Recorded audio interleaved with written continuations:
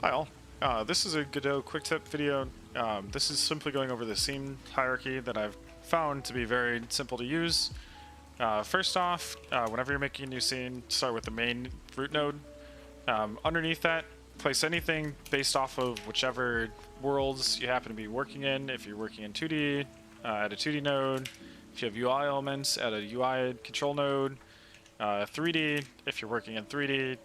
And subsequently, I also keep track of an additional empty node that remains anything that's related to core features, such as things that are not rendered, like networking APIs, any systems that have to do with nothing with rendering whatsoever. And you can keep these nested within there, so when you access a file hierarchy, it's very easy to access a particular thing nested within one of these. So if we have another node that's, say, networking manager, we can actually go main core networking manager and get our directory, our root node that would be containing our script that would be a networking manager.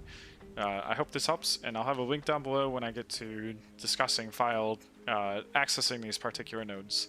Cheers, dudes.